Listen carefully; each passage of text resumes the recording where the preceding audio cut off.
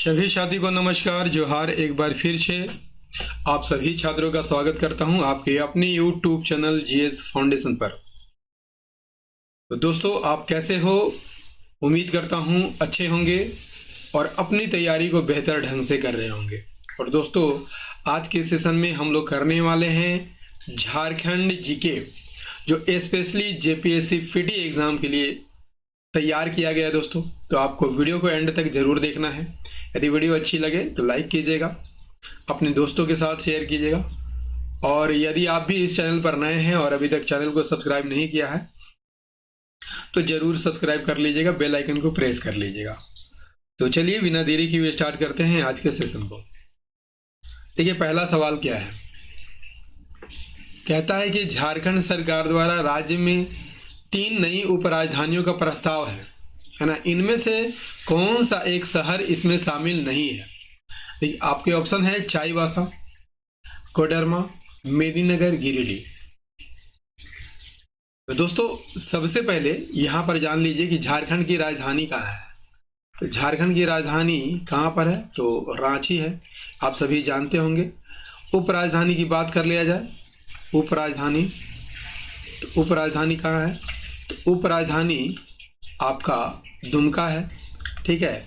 और 3 प्रस्तावित राजधानियां हैं, जिसमें आपका मेदिनीनगर,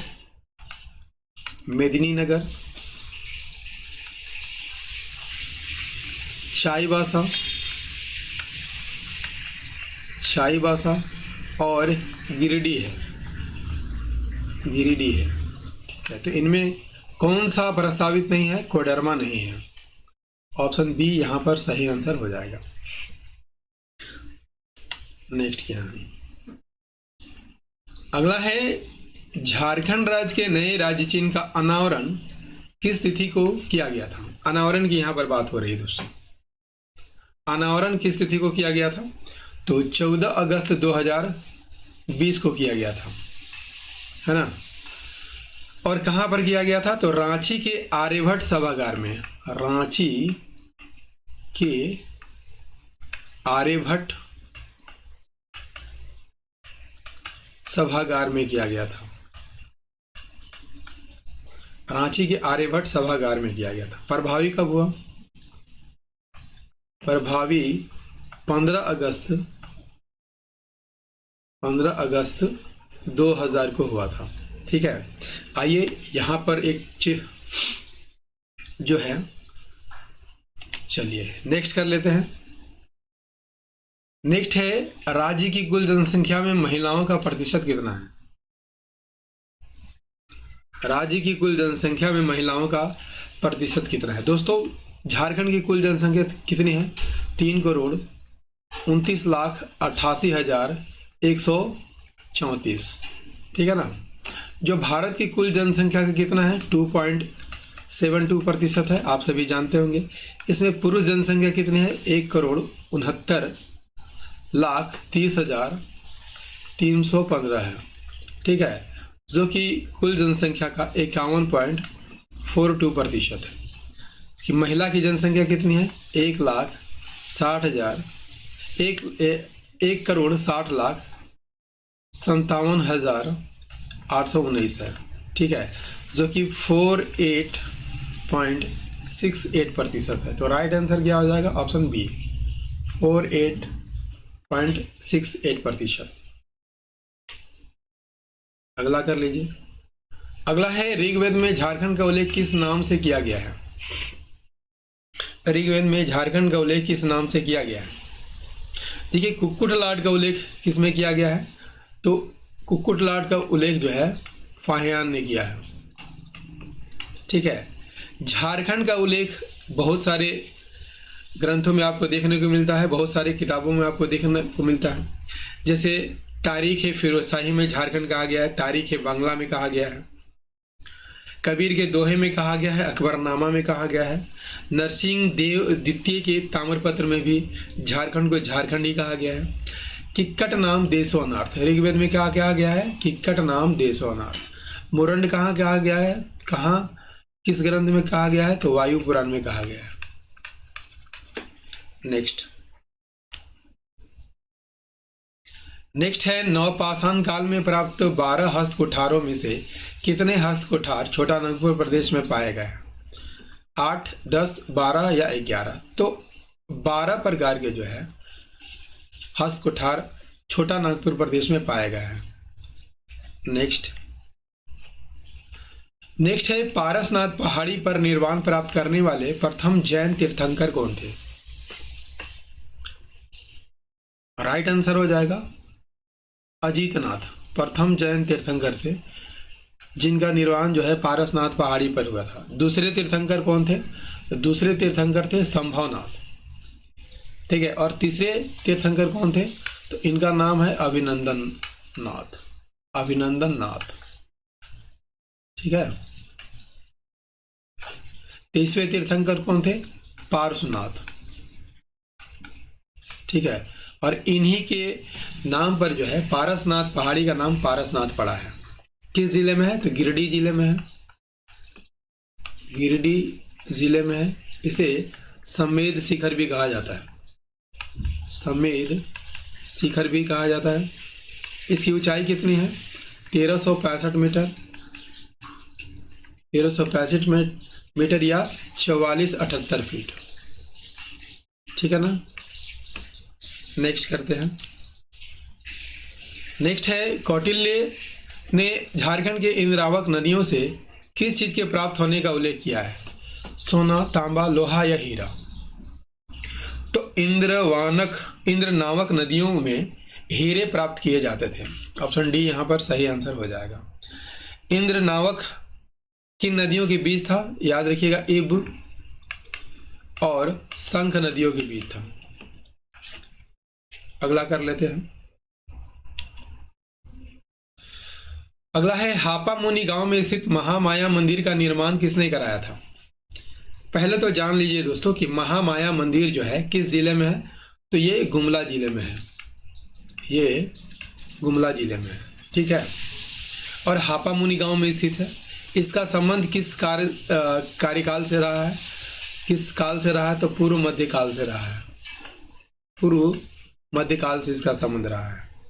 इसका निर्माण किसने किया था? गजघंट राय ने किया था, गजघंट राय ने किया था। कब किया था? तो 908 ईस्वी में किया था। यहीं पर आपको विष्णु की प्रतिमा स्थापित है, विष्णु की प्रतिमा स्थापित है। और किसने स्थापित किया था? सियानाथ देव ने किया था, सियानाथ देव। सभी फैक्ट इंपॉर्टेंट है दोस्तों, याद कर लीजिएगा, ठीक है। और इस मंदिर के प्रथम पुरोहित यदि आपसे पूछ लिया जाए कौन थे? द्विज हरिनाथ थे, द्विज हरिनाथ, ठीक है, जो कि एक मराठा ब्राह्मण थे, मराठा ब्राह्मण थे, ठीक है। और द्विज हरिनाथ जो है गजघंट राय के कौन थे? तो ये गजघंट राय के गुरु थे। नेक्स्ट क्या है? अगला है निम्नलिखित में से किस व्यक्ति को रीता मुंडा द्वारा मुंडाओं का शासक नियुक्त किया गया था? मुंडाओं का शासक किसे नियुक्त किया गया था? तो सुतिया पाहन को नियुक्त किया गया। ऑप्शन बी यहाँ पर सही आंसर हो जाएगा।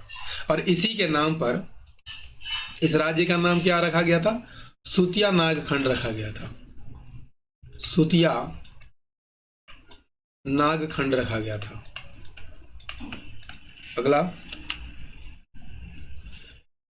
अगला है मिदनापुर स्थित ईस्ट इंडिया कंपनी ने कब अपना आधिपत्य स्थापित किया था? तो राइट आंसर हो जाएगा 1760 में। अगला क्या है? अगला है निम्नलिखित में से किस क्षेत्र के भूमिजों को चुआर या चुहाड़ कहा जाता था?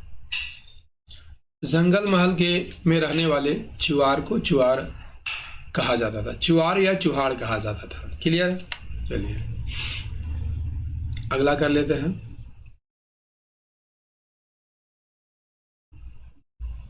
अगला है 1857 के विद्रोह के दौरान निम्नलिखित में से किनके बीच चतरा का ऐतिहासिक युद्ध लड़ा गया था?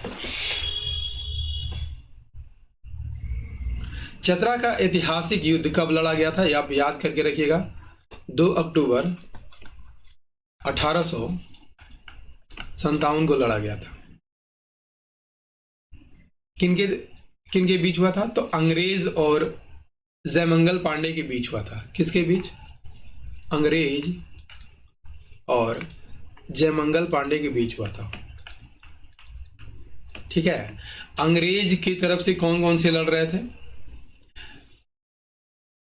मेजर सिम्पसन लड़ रहे थे, मेजर सिम्पसन, मेजर इंग्लिश और सार्जेंट डाइनन लड़ रहे थे। और जयमंगल की तरफ से कौन कौन लड़ रहे थे? नादिर अली खां, नादिर अली खां और माधव सिंह, जो कि जमादार थे रामगढ़ के। ठीक है, इसमें अंग्रेजों की जीत हो जाती है। ठीक है, सूबेदार नादिर अली खां घायल हो जाते हैं, जबकि माधव सिंह यहाँ से भाग जाते हैं। क्लियर? और माधव सिंह पर अंग्रेजों ने कितना इनाम रखा था? तो 1000 रुपया का इनाम रखा था। अगला कर लेते हैं। झारखंड के प्रथम ईसाई मिशन गौसनर मिशन की स्थापना किस देश के ईसाई दल द्वारा की गई थी? किस ईसाई दल द्वारा की गई थी? तो सही आंसर हो जाएगा जर्मनी की ईसाई दल द्वारा। ऑप्शन सी यहां पर सही आंसर हो जाएगा। और किसके सहयोग से की गई थी? छोटा नागपुर के कमिश्नर कर्नल आउसले, याद रखिएगा, कर्नल आउसले और डिप्टी कमिश्नर हंटिंगटन के सहयोग से किया गया था।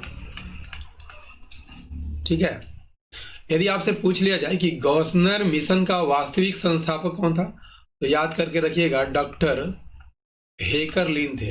कौन थे? डॉक्टर हेकरलिन थे। सभी बातें आप याद करके रखिएगा, सभी इंपॉर्टेंट फैक्ट है। अगला है, इनमें से किसकी सलाह पर क्रिश्चियन स्टूडेंट ऑर्गेनाइजेशन का नाम छोटा नागपुर उन्नति समाज रखा गया था? देखिए, छोटा नागपुर उन्नति समाज की स्थापना कब हुई थी? 1915 में हुई थी। ठीक है, और किसके कहने पर हुई थी? तो एंग्लिकन मिशन के बिशप कैनेडी की सलाह पर किया गया था। ऑप्शन बी यहां पर सही आंसर हो जाएगा। किसका नाम बदल करके किया गया था? क्रिश्चियन स्टूडेंट ऑर्गेनाइजेशन का नाम बदल के छोटा नागपुर उन्नति समाज रखा गया था। इसकी स्थापना में कौन कौन थे? जुएल लकड़ा, पॉल दयाल, सभी नाम याद करके रखिएगा, पॉल दयाल, बंदी राम उरांव और ठेबले उरांव, इन सभी ने मिलकर छोटा नागपुर उन्नति समाज की स्थापना की थी। अगला क्या है? अगला है, लगभग किस कालखंड में झारखंड में असुरों का आगमन हुआ था? तो असुरों का आगमन जो है 6000 से 4000 ईसा पूर्व के बीच हुआ था। अगला कर लेते हैं। अगला है, मुंडा शब्द का विशिष्ट अर्थ क्या होता है? मुंडा शब्द का विशिष्ट अर्थ क्या होता है? राइट आंसर हो जाएगा राजनीतिक प्रमुख। ऑप्शन सी यहां पर सही आंसर हो जाएगा। ठीक है, और मुंडा जनजाति की शासन व्यवस्था को क्या कहा जाता है? मुंडा शासन व्यवस्था कहा जाता है। राइट।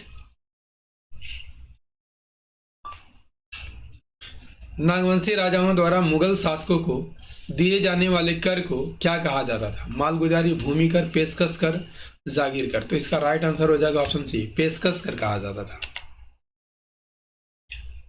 नेक्स्ट क्या है? उरांव जनजाति में ग्राम प्रधान को क्या कहा जाता था?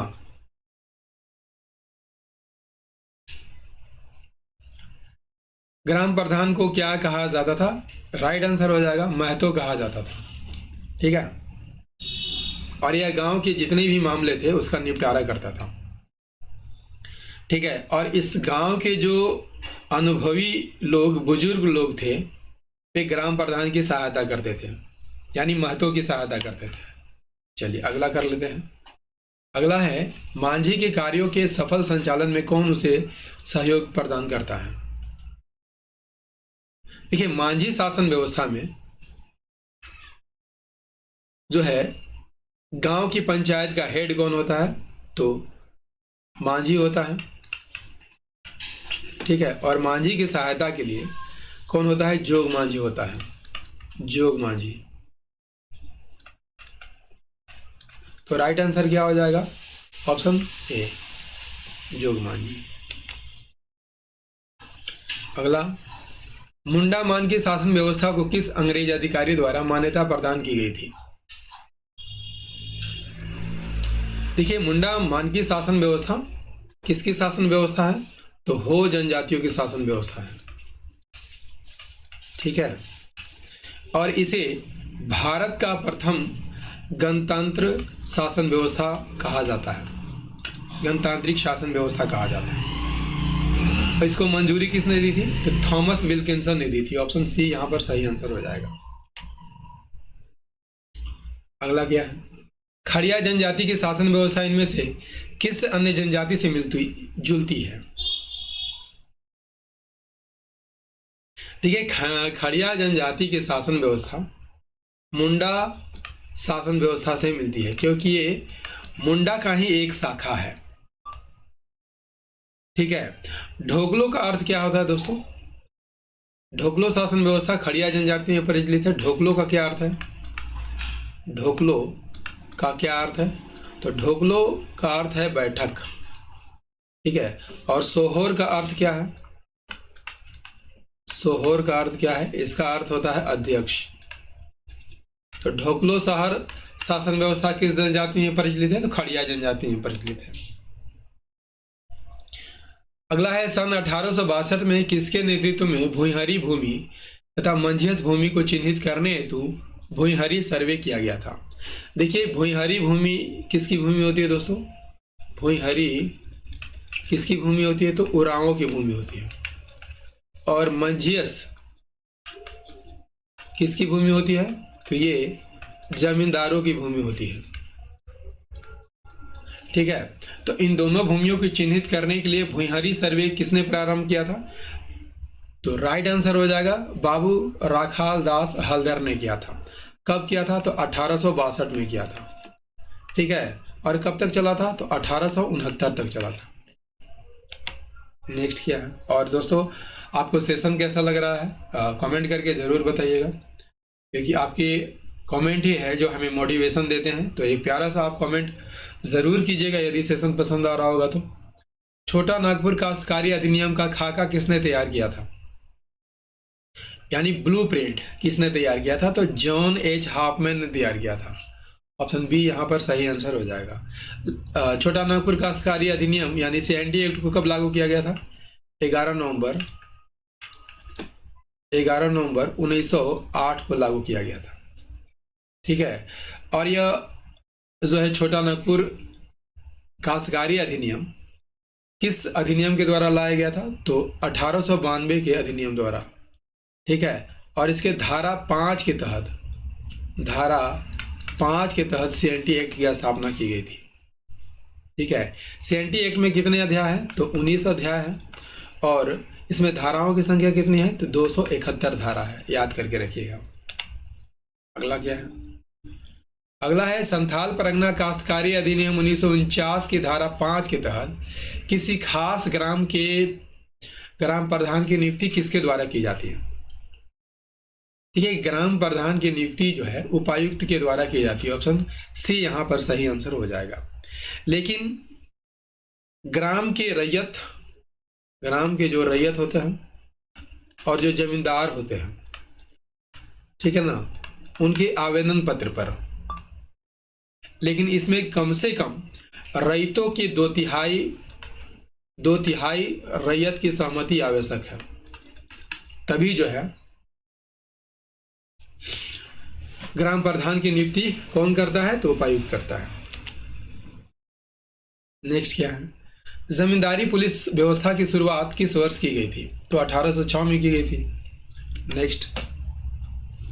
नेक्स्ट है, पुनर्स्थापन एवं पुनर्वास नीति के तहत कम से कम किस स्तर तक के अधिकारी को पुनर्स्थापन एवं पुनर्वास प्रशासक के रूप में नियुक्त किया जाएगा? देखिए, इस अधिकारी की नियुक्ति कब होती है दोस्तों? जब किसी परियोजना के लिए, है ना, जब किसी योजना के लिए जो भूमि अर्जित किया जाता है और इससे यदि 100 या इससे अधिक परिवारों का विस्थापन होता है, तो राज्य सरकार अधिसूचना जारी करती है और उपायुक्त स्तर के अधिकारी को प्रशासक के रूप में नियुक्त करती है। तो राइट आंसर क्या हो जाएगा?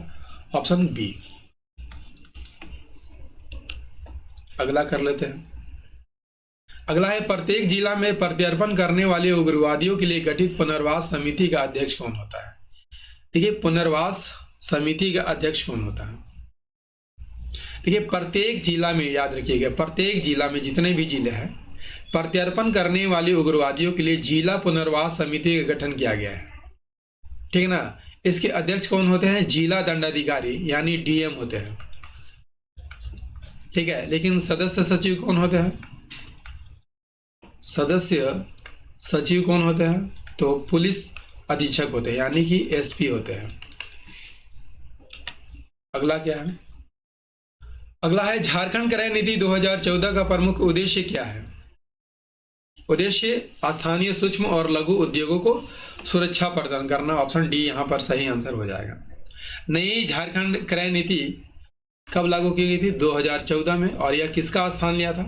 2007 की क्रय नीति का स्थान लिया था। अगला क्या है? झारखंड की खड़िया और बिरहोर जनजाति का आगमन इनमें से किस क्षेत्र से माना जाता है? तो खड़िया और बिरहोर कैमूर पहाड़ी से माना जाता है। बिरहोर मतलब क्या होता है दोस्तों? बिरहोर मतलब होता है जंगल का आदमी। ठीक है, जंगल का आदमी। और खड़खड़िया, खड़खड़िया याद रखिएगा, खड़खड़िया मतलब क्या होता है? पालकी। ठीक है, तो पालकी ढोने वाले जनजाति को क्या कहा जाता है? खड़िया कहा जाता है। दोस्तों, झारखंड जीके का ये सेशन, महत्वपूर्ण सेशन, आपको कैसा लगा? उम्मीद करता हूँ काफ़ी अच्छा लगा होगा। तो यदि सेशन पसंद आया हो तो लाइक कीजिएगा, इसे अपने दोस्तों के साथ शेयर कीजिएगा। और यदि आप भी इस चैनल पर नए हैं और अभी तक चैनल को सब्सक्राइब नहीं किया है तो ज़रूर सब्सक्राइब कर लीजिएगा दोस्तों। और याद रखिएगा, मेरी वीडियो रोज़ाना शाम 7 बजे आती है, तो इसे रोज़ देखना मत भूलिएगा। कभी कभी देर से भी वीडियो अपलोड होता है दोस्तों, तो थोड़ा इंतजार कर लीजिएगा। ठीक है, 8 बजे तक निश्चित मेरी वीडियो आ जाती है, तो इसे रोज देखना मत भूलिएगा। ठीक है, चलिए मिलते हैं अगले सेशन में। तब तक लिए जय हिंद, धन्यवाद।